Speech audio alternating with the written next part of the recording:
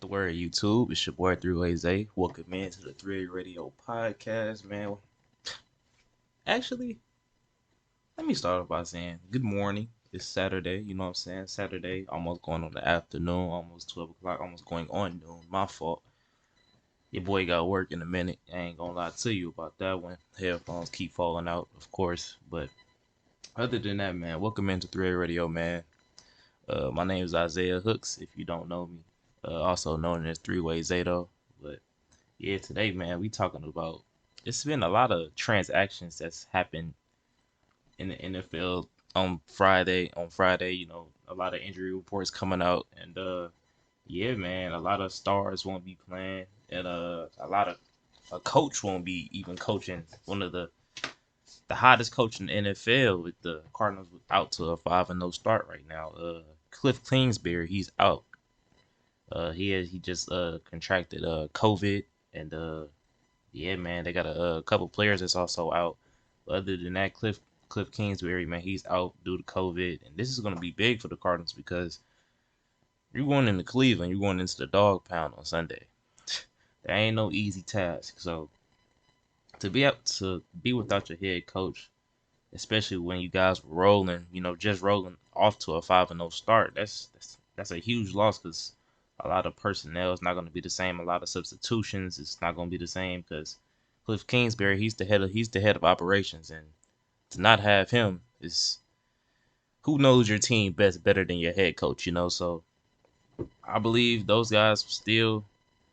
I don't know what them guys are going to do. Actually, I mean, we seen it with the Saints a couple weeks ago when they had a quarterback doing substitutions when they had coaches out due to COVID-19, and it affected them a lot against the Carolina Panthers, and the Carolina Panthers put it on them when the Saints went up to Carolina. I believe that was week 2. So yeah, this is a big deal. I mean, the Cardinals. I mean, like I said, the offense is rolling, and obviously he's the head of the offense. He makes the plays. He makes the play calls. But Kyler Murray, he's gonna have to improvise without his head coach, and we haven't seen if he can really do that. So this is gonna be a big test for Kyler Murray. Many have him as the front runner for the MVP. So and I can't blame you for that. I mean, Kyler Murray's off to almost a better start than any other quarterback. So if the other probably Justin Herbert or Lamar Jackson or people like Tom Brady, of course, but Kyler Murray has been that guy from these last 5 weeks. So I want to see if he's still going to be capable, to still keep the offense rolling without their head coach being out there this Sunday. So we'll see how that plays out for them. But also on the other side of things, on the other side of the football, the Cleveland Browns have Nick Chubb out. And I didn't really expect this. I didn't really hear about too much of the injury report coming into the week. So this kind of caught me by surprise when I found out yesterday on shout out to NFL Network. They was doing a live updates. I was watching the Ravens and the Colts play back. That was one of the best games of the season. But yeah, they broke the news that Chubb will be out on Sunday, and honestly, I don't think it's that big of a blow. I mean, it's a big blow that knowing that Chubb. I mean, for fantasy people, it might it's a big blow, but for like looking from just trying to get the win standpoint for the team, you still have Kareem Hunt back there, and Kareem Hunt he's still one of the best running backs in the NFL, honestly. So the Browns should be all right. I mean, Chubb, that's the big part of the team. Chubb gets the boatload of the carries over Hunt, but Hunt also gets a lot of carries himself. So I believe Hunt he can take on that role, and plus I'd rather have Hunt coming out the backfield receiving passes than I'd rather Chubb coming out the backfield receiving passes. But Chubb is most definitely more of a ground game type of guy, and Hunt he can get going in the ground game. Don't get it wrong, but Chubb the ground game, receiving those carries out the backfield. That's his bread. That is his bread and butter. Bread and butter. Oh my god. I don't know what I'm talking fast for. I mean, I guess I'm just trying to get this video done so I can go to work. But anyway, back to the regular scheduled program. Zach Ertz he is now a Cardinal. Zach Ertz, he's been traded from the Philadelphia Eagles for a fifth round pick and a cornerback from the Cardinals. And this is a big upgrade after the Max Williams injury. Max Williams just went down with a season-ending injury. So to get an even better, no offense to Max Williams, but to get a better, more reliable tight end than Zach Ertz, that's big time, especially for the way this offense is set up and the way they've been rolling throughout the season. So it's gonna be a scary sight, especially when Cliff Kingsbury comes back. And I don't believe Ertz won't play this game, of course, but when he gets more incorporated with the offense this week, it's gonna be a scary sight to see the Cardinals with this added weapon. So keep a lookout for Zach Ertz throughout the whole entire season. So this might have because he was kind of on the back burners in Philadelphia with the emergence of Dallas Goedert. So uh, this might be this was the best move actually for Zach Ertz in his career. So I'm happy for him. I'm happy that he's a Cardinal and he was a top tight end not too long ago, but maybe that can come back with Kyler Murray if Kyler Murray gets him a handful of targets. But we'll see how that works into the Cardinals offense with Zach Ertz now being there. So, but that was a this was a game I was really looking forward to coming into the week, and I'm still looking forward to it. Don't get me wrong, but I don't think it will be as exciting with Chubb being out and Cliff Kingsbury not being there because those are major integral parts of those teams' offenses, and without those guys, it's just you're missing a big element of your offense. So to not have that is going to be a weird Sunday for both football teams. I know for sure, but I still think it will be a good game, and I still have the Browns come out on top. So moving on to the next topic, CMC Christian McCaffrey is once again out, and as a fantasy owner of Christian McCaffrey, this is hurting my soul. I'm keeping him on my team because I know when he comes back, he's gonna do his thing. It's a long season, so I know he's gonna be CMC, but it's just I'm gonna need you back like right now, G. Like, like I'm not trying to rush your process, but I am trying to rush your process in terms of fantasy. But no, on a more serious standpoint though, he's still recovering for the ankle injury he suffered against the Texans a few weeks back. And so it'll be more Chuba Hubbard again. And Chuba Hubbard, he's shown he can be a capable running back. And I've been saying this honestly since he was at Oklahoma State. He was one of the best running backs in the nation. And now he's showing he can be a lead back in the NFL. I mean, he had over 100 yards not too long ago. I believe that was last week or 2 weeks ago. He had over 100 yards. He had like 22 carries for like 104 yards. So Chuba Hubbard is most definitely a great running back in this league. And I just think the Panthers offense, they really need to open it up more with the passing game. It's just what I seen from Sam Darnold against the Eagles, that wasn't impressive whatsoever. Like, I was disappointed more than anything. I mean, coming off of a 3-0 start, you had a decent game against the Cowboys in the first half. Then they just took over in the second half. The Cowboys took over in the second half against the Panthers. And then you come out flat against the Eagles with Sam Darnold throwing 1 touchdown and 3 picks.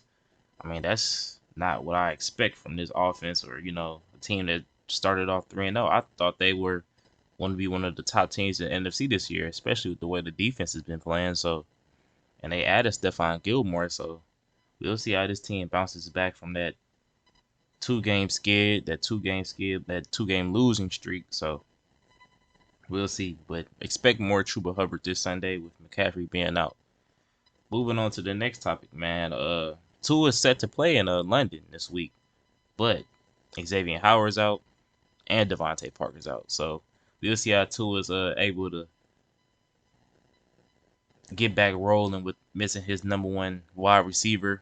And I think he'll get a lot of Waddle, Gesicki, of course, involved. But I think Gaskin in the running game would be an integral part of this Miami offense against the Jacksonville Jaguars Sunday in London because Miles Jack is out for the Jacksonville Jaguars, and that's a big loss. Miles Jack is one of the most talented linebackers in the NFL. It has been for the past 4 seasons or so. So that's a big loss for the Jags also. So I was this game is going to be a toss up. I did say I had the Jags winning this one coming in, but I honestly still don't know. But honestly, I'm going to stick with my gut. I still got the Jags coming in and getting this dub because I do believe that James Robinson will be able to get established in this game. I mean, he averages 5.8 yards per carry, and that's big. And to think he was going to be on the back burners coming into the season due to the Jaguars drafting Travis Etienne, that just kind of caught me off guard. And as a Rams fan, if that was what the Jags was going to do, shoot, come on over to the Rams, man. If that was the case, we could have had James Robinson over Sony Michel. And hey, as a Rams fan, that would have been big time. You know what I'm saying? But anyway, but yeah, I still expect, James Robinson to, feast on this Miami Dolphins defense. I mean, they average, I mean, they give up 133 yards a game on the ground.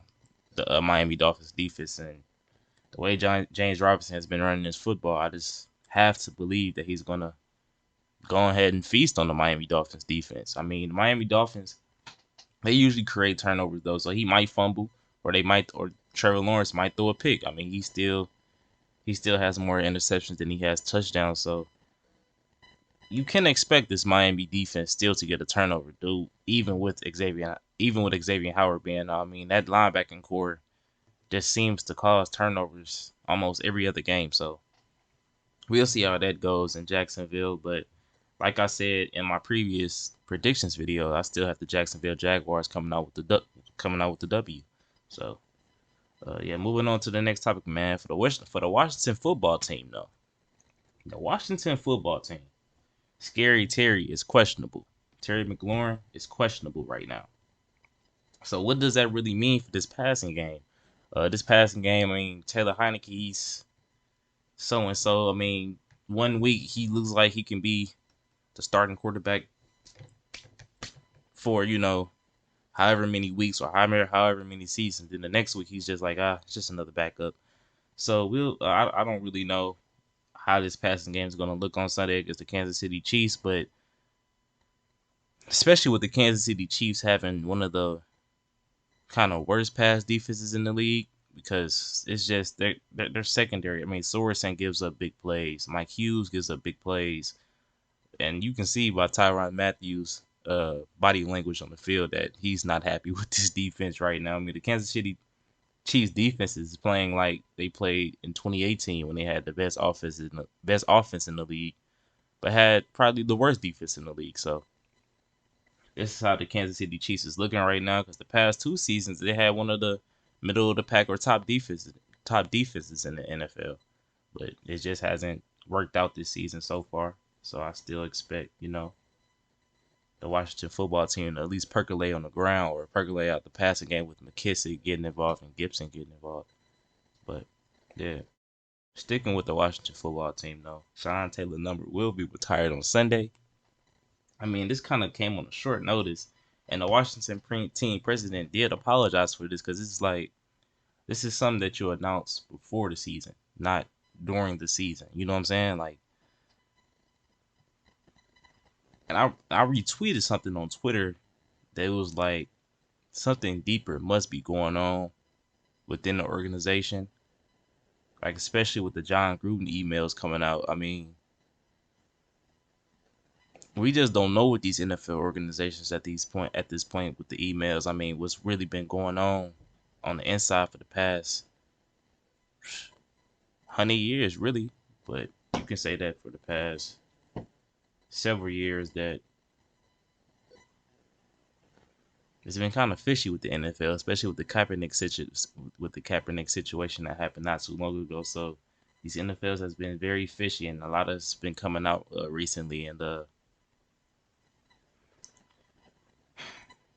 it's been a petition from former employees of the Washington football team that they're petitioning to release some type of information that they have seen within the the organization, like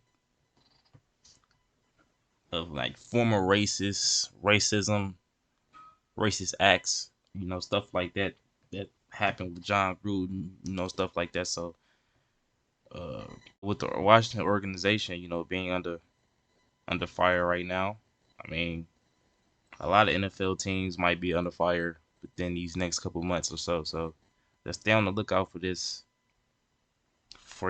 whole investigation that's going on, especially with one of the team's trainers have been asked to go on a team leave due to the distribution of prescription drugs, they say. And it's an open DA investigation right now on the matter. So it's a lot going on in the Washington organization right now. So it's a lot to I know the players are seeing what's going on, and that can weigh heavy on the mental. So we'll see how that plays into things, and especially with the game going against the Chiefs on Sunday. So uh, I don't know. I still have the Chiefs winning this one against the Washington football team on Sunday. It's just a lot going on in that organization right now. The defense hasn't been there really. So my basketball fans, NBA is back, man. NBA Tuesday is here, man. October 19th, opening night will happen. Starting off with the Nets and Bucks. The Bucks will be ringing down the banner, getting their rings, I put it into the middle. I point into the middle. Oh my God, the middle finger. The middle finger. I point into my middle finger, man. But yeah, man, this is gonna be a big night for the Bucks, man. I expect them to come out with a lot of energy, especially coming off the chip.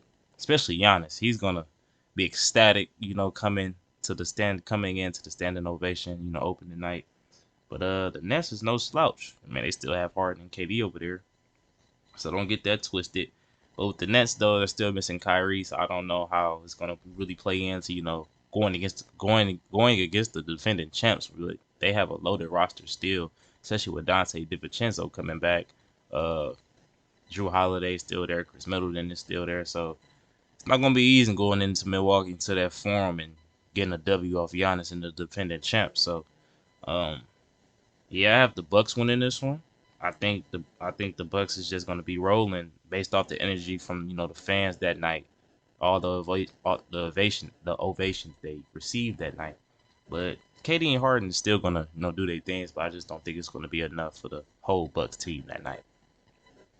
Moving on to the next one, Warriors versus Lakers. Yeah, it's serious. It's serious. It's serious. Lake Show, man. Big three, man. Hey, AD's gonna go to work this game, though, man. I ain't gonna lie to you. AD's gonna go to work. I just don't see nobody over there in Golden State really giving them any problems unless they really find a scheme against them to stop them. But other than that, AD's gonna go to work. I think Westbrook's gonna get a triple double. I think he really is gonna. It's probably gonna be like a low 18, 10, and 10 type triple double. But I still think he's gonna get it. Bron's gonna do Bron things. Curry is still gonna go off though. He's still gonna be Curry. He's still gonna be one of the hardest players in the league to stop. And yeah, I just see the Lakers, coming out with the W in this one. But the role players for the Warriors though, they're no slouch though. I think Jordan Poole, Toscano Anderson, guys like that will get involved, especially knock down that tray ball. So it's gonna be a tough one. Both games are gonna be tough, but yeah, I have the Lakers and the Bucks coming out with the W on opening night, man. And man, just to conclude this video right quick,